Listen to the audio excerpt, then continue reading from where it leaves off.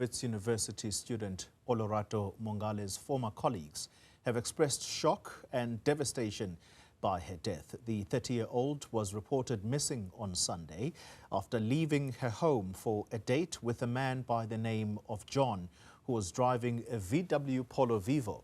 Now, her body was discovered in Lombardy West, that's in Johannesburg, 2 hours after she was last seen alive. So we are really shocked, and indeed we, as a department, when we got the news, when we saw firstly that she was missing, it really touched the hearts of many of the colleagues, because remember, we're a very small department, and as a very small department, somebody was traversing through the corridors, and if you see her as a missing person, you get shocked, and it got even worse when we got that unfortunately she was not alive. So it really has touched us, so we are really devastated. Let's speak now to the Initiative for Strategic Litigation in Africa Executive Director Sibongile Ndashe, who talks to us from Germany tonight. The content of our discussion, Ms. Ndashe, is gender-based violence and femicide, but I'd like for us to start with whether the South African society has become desensitized to a point where we are normalizing what is clearly a very abnormal behavior, that this is yet another GBV case. Where are we as a country on this, and are we succeeding in fighting it? Thank you for having me. We are not doing very well at all. The police services release crime statistics every quarter, and gender-based violence and femicide does not seem to be going away. And yes, we have become desensitized, because every time there is a murder, and not to say that social media is any kind of indication of what's going on, like kind of representative, but when you see some of the things that are being said, you know, the levels of victim blaming or posthumous kind of advice of what a victim of violence should have done, really tells you, you know, that we are spending a lot of time trying to regulate or to really think about what safety means. And sometimes it's not even helpful, because the people that we are talking about are the people who have been killed. And here we have an example of someone who did almost everything right. You know, let your friends know where you are going, or who you are going with. And it's like, that's not enough, as this has proven. And then the advice still comes, use your own transport when you are meeting someone for the first time. Take a photograph, you know, and send the photograph, you know, and all of those things. She gave them information, you know, she said, if I'm not reachable within this period, you know, try and find me, or something like that. So I think we have become so desensitized, but I think sometimes the blame or the questions are really not about the people who are committing this violence, but it's still very much directed at the victim. Yeah, and you're so right. It's almost as if she had a premonition that something would go wrong. As you've stated, she did everything that would have been expected of her, particularly going out with someone that she had just recently met. But here we are right now discussing this. And you lead to a very poignant discussion, and that is that of the people who are perpetrating these crimes. The president was talking recently about perhaps men should have conversations with men, young men in particular, as to what it is that needs to be done. Why is it that young men are behaving in this fashion? Do you think that that is being interrogated enough? I mean, the presidency has led an initiative that includes men, talking to men, and there are organizations that have been established to try and address this question of toxic, you know, masculinities. What we continue to see is the normalizing, legitimizing, and justification of gender-based violence. And I think even some of the things that are being done are tone deaf. I think the Premier's office in KwaZulu-Natal, that we saw that campaign last month where it leads with give them money, don't kill them, as if that's the reason why women get killed, because they are looking for money from men.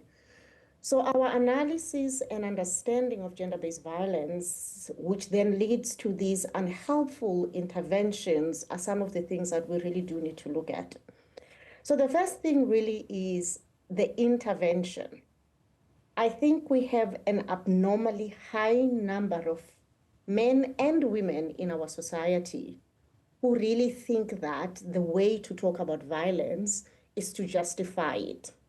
The way to talk about it is to look at what it is that she did wrong, or that actually justify why she needed to be killed.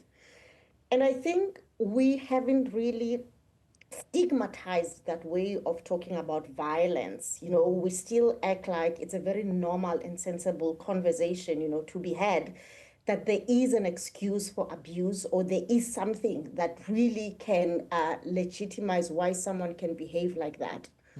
We normally don't do this to friends, when friends have wronged us and all of that. And I think part of the prevention work that has to be done is that there is no person that really belongs to another person. Yeah. And you see these very, very, very, very hardened views, right, about what relationships between men and women should be like, how a woman should behave.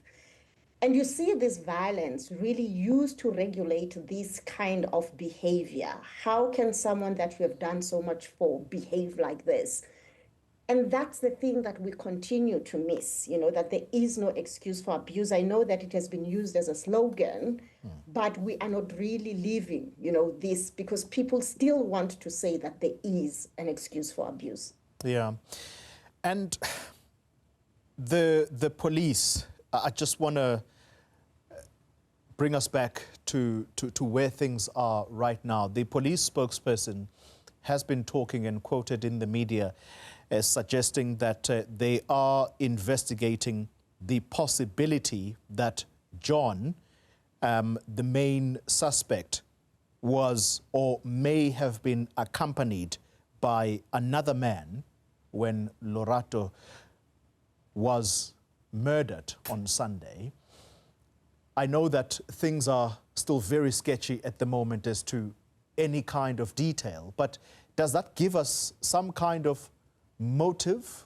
What was at play here? Was the motive indeed to murder Olorato, and what for? Because this does seem as if it was premeditated.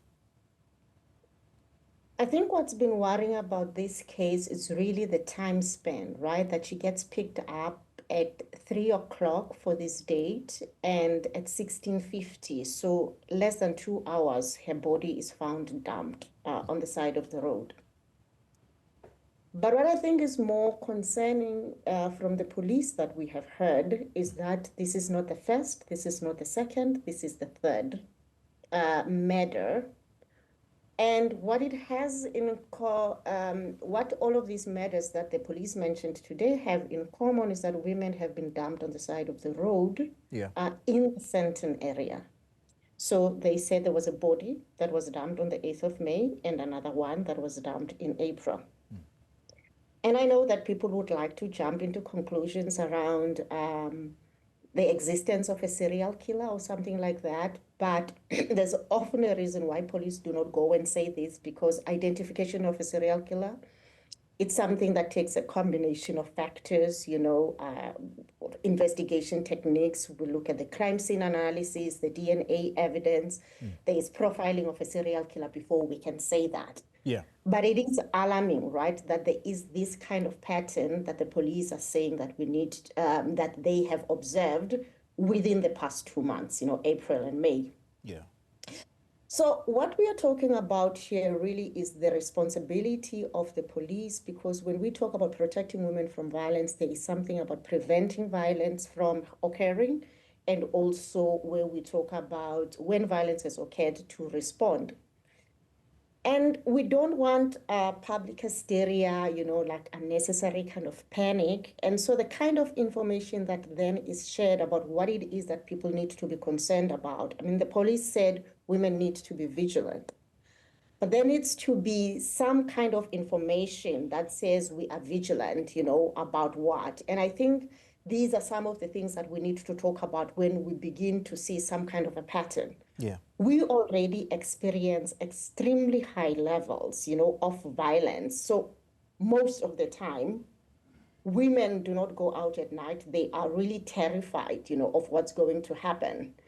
But there is something that's quite specific about what's happening and what's happened in Sandton within the kind of 2 months that the police are saying there is this pattern that they are beginning to notice. Yeah, and without a doubt, it is going to send shivers down the spine whenever I suspect a woman goes or thinks of going on a date. It is just an unhealthy way of living, particularly for women. I want to thank you very much for your time, Sibongile Ndashe. Thanks indeed for your perspective tonight. She is with the Initiative for Strategic Litigation in Africa, an executive director within that organization.